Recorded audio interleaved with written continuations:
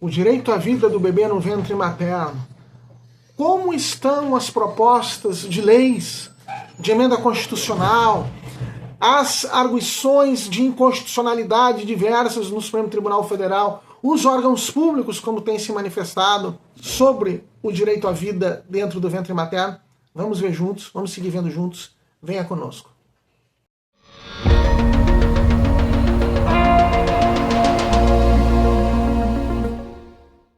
Olá, paz de Jesus, que bênção estarmos novamente juntos. Meu nome é Manuel Guimarães, da comunidade Paz e Mel.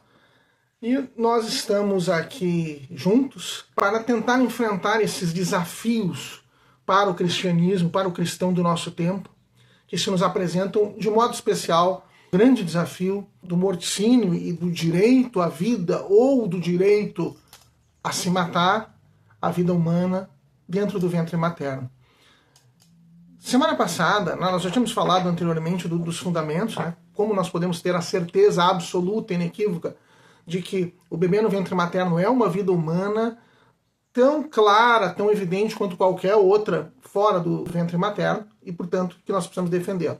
E no vídeo passado nós vimos toda a caminhada dos últimos anos, especialmente a partir do ano de 2024, se verificando que a medicina chegou num ponto que a partir das 23 semanas de vida, o bebê no ventre materno, para aqueles casos que são os que mais se evocam o direito de retirar a vida do bebê no ventre materno, aqueles casos em que a gravidez é resultante de estupro, é possível fazer o objetivo da gestante que foi vítima do abuso sexual, que é a sua separação do bebê no seu ventre, sem a morte do bebê, através do parto antecipado.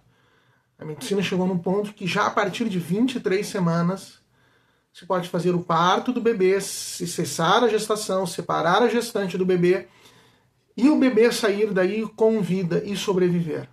Doloroso para o bebê não ter, porque ele tem uma dependência muito grande da mãe, não ter a mãe nesses momentos, mas se compreende também toda a situação da vítima de abuso sexual que está carregando um bebê que é fruto desse abuso. Então, a medicina deu essa solução. O Conselho Federal de Medicina editou a resolução 2378, procurando que não se fizesse nunca o aborto a partir dessas 23 semanas, mais do que isso, responsabilizando aqueles que o fizessem. Vimos que o Partido Socialismo e Liberdade e outras entidades ingressaram no Supremo Tribunal Federal com uma ADPF, uma arguição de descumprimento de preceito fundamental, a ADPF 1141/1141, que suspendeu essa resolução do Conselho Federal de Medicina. O mesmo partido já havia ingressado com uma ADPF anterior, a ADPF 442, para garantir a não penalização da morte dos bebês no ventre materno já nas 3 primeiras semanas de gestação, mesmo nas 3 primeiras semanas de gestação.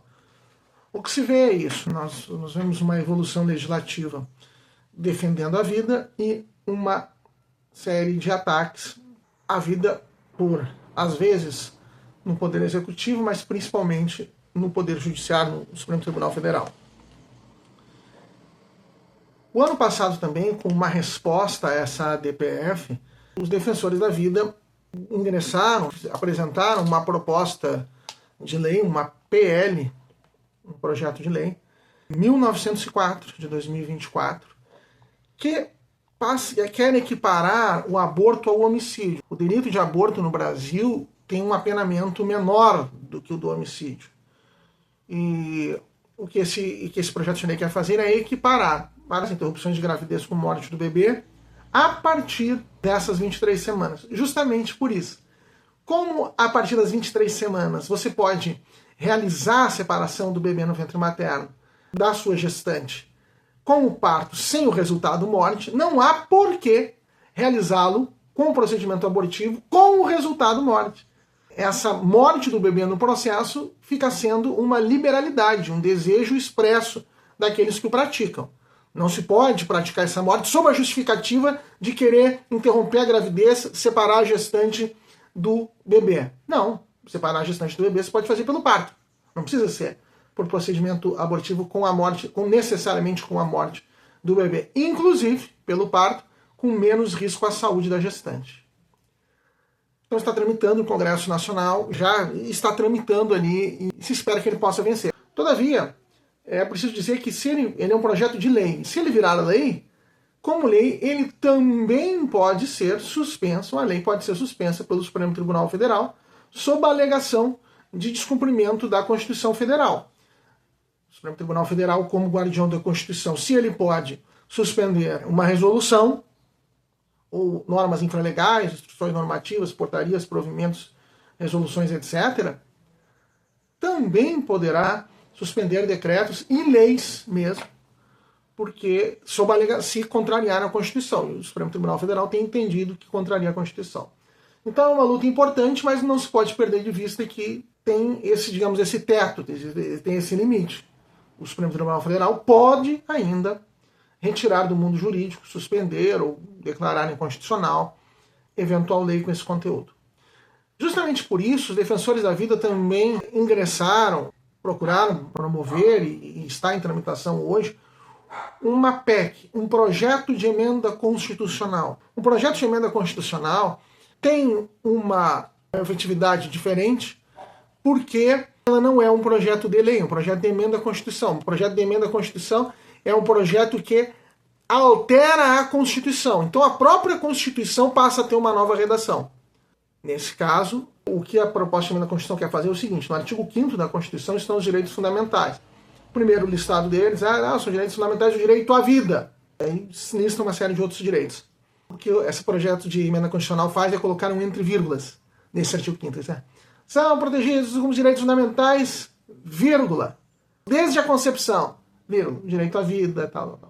Então, passa a tornar inviolável o direito à vida e os outros direitos desde a concepção, não desde o nascimento com vida. Isso, em tese, não poderia admitir uma interpretação diferente que excluísse, não poderia declarar inconstitucional uma emenda à Constituição. Mas nós não sabemos o quanto o ativismo político judiciário pode agir. Agora é uma proposta muito mais forte, por ser uma emenda à Constituição. Neste ano de 2024 já obteve um passo muito importante, que foi a aprovação na Comissão de Constituição e Justiça na Câmara dos Deputados. Existem diversas comissões nas casas legislativas, na Câmara dos Deputados e no Senado Federal. A mais importante de todas, em tese, é essa Comissão de Constituição e Justiça, porque todos os projetos de lei, todos, têm que passar pela Comissão de Constituição e Justiça. As outras comissões, nem todos têm que passar, porque essa Comissão de Constituição e Justiça vai aferir justamente a constitucionalidade daquele projeto, ou seja, que aquele projeto não atenta à Constituição. É um controle de constitucionalidade feito pelo próprio Poder Legislativo, que não afasta posteriormente o controle de constitucionalidade pelo Supremo Tribunal Federal.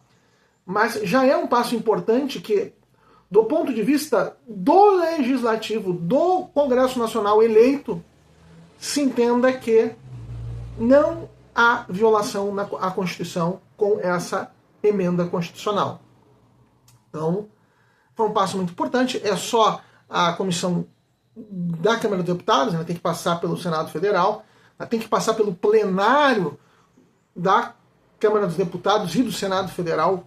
Como uma emenda constitucional não é uma maioria simples, é uma maioria qualificada, então precisa de muito mais votos favoráveis. Se eu não me engano, na Câmara dos Deputados já são 308 votos, são muitos votos necessários para aprovar uma proposta de emenda constitucional. Mas está tramitando com boas vitórias e com boas chances. Então nós rezamos para que isso siga progredindo dessa forma. Então, essa é a situação legislativa no país. Como se vê, no Poder Legislativo, a defesa da vida caminha bem. No Supremo Tribunal Federal, não tem conseguido progredir muito.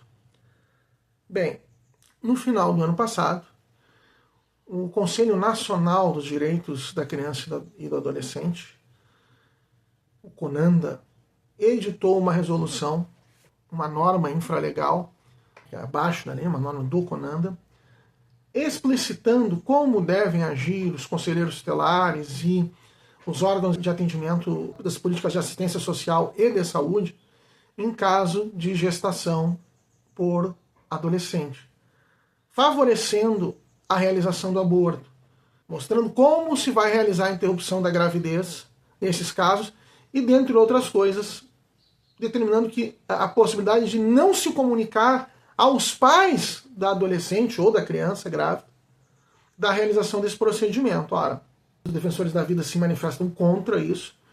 Os responsáveis legais pelas crianças e adolescentes são os seus pais, são aqueles que detêm a guarda. Uma decisão dessa gravidade precisaria passar pelo conhecimento e pelo aval dos pais. Isso também é de direito natural, né? Já seria de direito natural a proteção da vida, mas ainda mais quando esse afastar-se a criança e adolescente dos pais. E nós sabemos que é uma medida comum de regimes totalitários essas medidas de afastamento de crianças e adolescentes de seus pais. Então é um sinal muito ruim isso. Foi aprovado no final do ano passado, chegou a ser suspenso, caiu a suspensão, voltou a viger, então, pelo Poder Judiciário, essa norma do CONANDA. Então nós estamos nesse pé, nessas lutas pelo direito à vida, especialmente no Congresso, com a melhor chance com a proposta de emenda constitucional e também com o projeto de lei 1904 de 2024. Esse é o quadro em que nós nos encontramos. Precisamos rezar muito e seguir atuando, principalmente no Congresso Nacional, que é a seara em que mais tem tido chance. É claro que todos podem atuar também pelo seu voto, pela pressão a essas diversas instituições, o Conselho Federal de Medicina, o Conselho Nacional dos Direitos da Criança e Adolescente, o CONANDA. Cada entidade, né, cada secretaria municipal no seu município de assistência social, de saúde, cada entidade, cada conselho municipal dos direitos da criança e do adolescente, sempre no sentido, cada conselho tutelar, no sentido da defesa da vida, de mostrar como isso é importante. Nós cristãos não podemos nos eximir dessa batalha, dessa luta pela vida que se dá em tantas frentes tão disseminadas por todo o país, em cada município, em cada estado, na União, mas em cada entidade dessas. É atuando perante elas que nós vamos poder realmente lutar e garantir o direito à vida dos bebês no ventre materno. Nos nossos próximos vídeos, nós vamos começar a falar por que se quer promover tanto a morte dos bebês no ventre materno. Qual é o interesse por trás da morte dos bebês no ventre materno, já que não ajuda, não defende de forma alguma as gestantes, não defende as vítimas de abuso sexual, não é justificável pelo fato de se tratar realmente de uma vida humana. Então, por que se quer isso? Vamos começar na semana que vem. Até lá, Deus abençoe a todos. Se você gostou do conteúdo, curta, compartilhe, comente, deixe o seu like, deixe seu comentário, divulgue, leve a todos os outros o conhecimento do canal também. E acompanhe as nossas outras séries. Deus abençoe a todos e até a próxima.